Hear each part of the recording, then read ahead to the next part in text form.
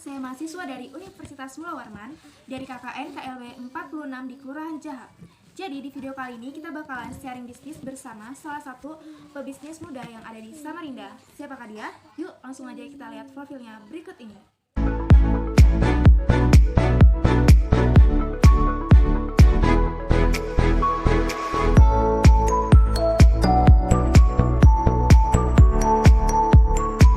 Halo, ya tadi udah pada lihat kan semuanya profil dari pemateri kita pada hari ini yaitu Kak Hafiz, dan selanjutnya di sebelah saya ini udah ada Kak Hafiz. Langsung aja kita ngobrol dengan Kak Hafiz. Siap. Halo Kak. Hai. Apa kabar nih, Kak? Baik dong. Iya, kaget juga tiba-tiba kemarin kamu hubungin untuk jadi pemateri. Untungnya masih ini ya bisa ketemu kita sharing-sharing. Saya kira kemarin langsung datang ke tempat ya, cuman karena ada pandemi jadi nggak ke tempat ya datangnya. Iya, jadi KKN-nya sistemnya online. Oke. Iya. KKN-nya online ya.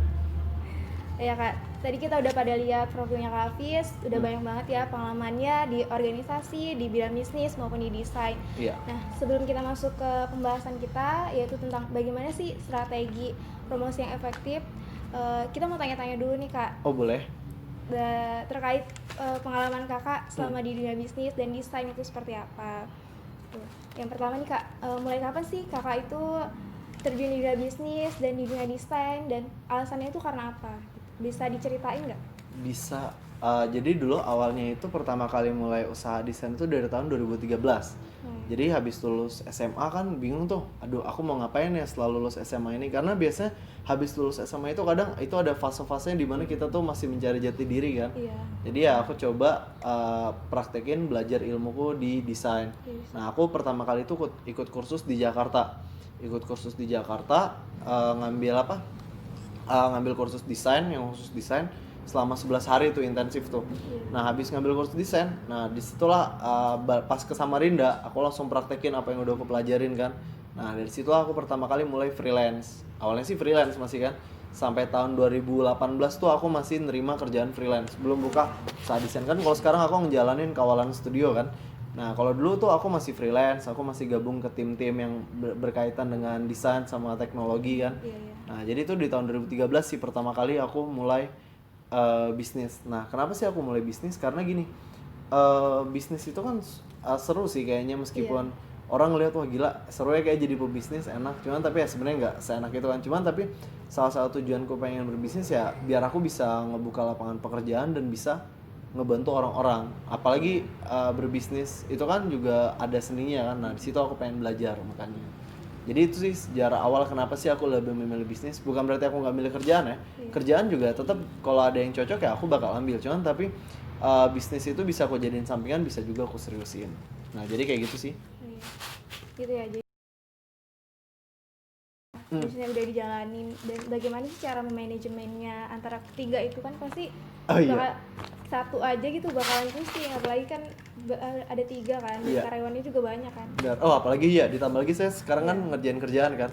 Saya tuh jadi kalau saya ngebagi waktu kayak gini nih, manage waktu. Mungkin ini beberapa pertanyaan juga banyak sih yang nanyain ke saya, gimana cara memanage waktu dengan kerjaan yang sebanyak itu. Nah pertama pasti bingung juga. Kalau Mbak Cindy gimana? Kalau kayak gitu ngedengar 3 kerjaan terus habis itu ada kerjaan.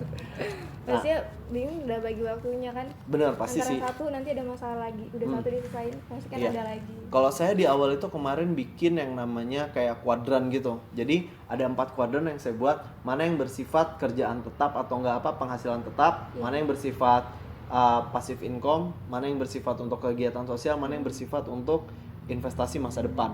Nah, misalnya saya punya total semua yang saya kerjain sekarang aktif 11. Nah, itu nanti saya pisahin. Mana yang pekerjaan tetap harus utama yang saya lakuin, karena di sini saya terikat dengan kantor ataupun terikat dengan suatu perusahaan kan. Jadi saya harus tekunin di bagian itu. Nah, yang passive income itu adalah usaha yang dia itu nggak perlu saya follow up terus, tapi uang itu selalu masuk. Nah itu kayak di Kawalan Studio. Kawalan Studio itu di awal emang aku nyuntik dana 11 jutaan. Nah tapi sekarang setelah ini berjalan dan aku udah punya banyak desain, nah enaknya ngejual produk digital, nggak kayak produk kuliner. Kalau produk kuliner ada masa expire. Nah cuman kalau produk digital aku nggak perlu stok barang, aku nggak perlu apa, aku cukup sekali buat, ya udah itu bisa dijual terus. Nah itu yang kulakuin. Jadi di Kawalan Studio kemarin itu aku ngejual desain hampir ke 11 marketplace desain. Nah sampai terakhir kali itu aku udah kalkulasiin total, maksudnya tabunganku dari itu aja dari 11 juta sekarang bisa sampai sekitar ya 23 jutaan lah. Itu maksudnya itu dari desain aja, baru dari satu icon kan. Cuman tapi sambil kerjaan freelance. Nah, jadi cara aku nge-manage waktu waktu habis sholat subuh itu aku biasanya dari jam 6 sampai jam 7 olahraga atau enggak langsung ngerjain kerjaan. Jadi biasa aku gunain waktu pagi sampai siangku itu untuk ngerjain kerjaan tetap. Nah, alhamdulillahnya ini tempat aku kerja tetap ini dia tuh ngasih aku waktu fleksibel. Tapi ya hati-hati ya sama waktu fleksibel karena kadang waktu fleksibel itu bisa ngejebak juga. Cuman tapi aku udah ngepatenin waktuku, aku kerja dari jam fleksibel memang, cuman tapi aku pengen ngerjain kerjaannya dari jam 8 sampai jam 2 siang. Nah, jam 2 sampai jam biasa sampai malam itu baru aku mikirin bisnis yang lain. Nah, untungnya karena aku punya tim. Jadi ada sinergi receh yang bakal ngebantu nge-follow up untuk Jack Crispy juga. Jadi kita di ayam goreng Jack Crispy ini kan punya 4 pemodal. Nah, ada 4 ya? Benar, 4. Jadi kita patungan sistemnya kalau di sinergi receh ini. Misalnya kayak contoh, ayo kita buka ayam Jack Crispy. Ya udah kita buka. Nah, nanti ya udah kita patungan. Berempat nih patungan. Karena apa? Menurut saya itu adalah cara paling mudah untuk kita memulai bisnis di awal ya. Nggak untuk mendapatkan untung tapi Jadi targetnya adalah belajar sama habis itu kita bisa memulai usaha dengan modal yang minim. Makanya kenapa kita pakai sistem patungan kemarin. Nah, jadi dari situlah kita belajar, oh iya kayak gini. Ya udah dari gagal udah berapa banyak sih usaha yang gagal kan sama teman-teman, mulai dari kayak telur gulung dulu sama kulit ayam crispy. Nah, tapi kegagalan itu bukan berarti kita berhenti untuk bisnis, tapi kita malah pengen penasaran dengan coba bisnis-bisnis baru karena yang kita temuin itu bukan tentang produknya, tapi juga sebenarnya nanti kedepannya adalah pola bisnisnya seperti apa sih.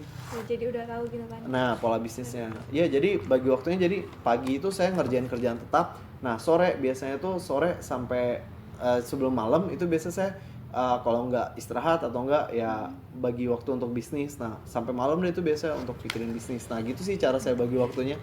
Cuman tapi ya nggak saklek juga. Kadang kan bisnis bisa saya autopilot ya. Misalnya kayak hari Senin saya bisa ngarahin untuk karyawan di Kawalan Studio. Minggu ini kita garap ini. Jadi Senin itu biasa saya pakai untuk planning. Nah, jadi udah selanjutnya saya nggak perlu ini evaluasi aja tinggalkan. Nah, kalau yang lain karena ada tim sih paling kayak gitu, Mbak. Jadi udah buat perencanaannya gitu ya Kak Jun. Timelinenya, target kita buat kayak gini loh. Benar, itu sih yang bikin kadang orang itu nggak punya target atau nggak punya planning. Gitu. Jadi kadang waktu dia itu nggak nentu, nggak bisa bagi waktu. Nah gitu sih, cuman tapi kayak gitu sih butuh dilatih sih karena nggak semua orang bisa ngelakuin itu dulu karena kecuali kalau udah pengalaman ya. Iya.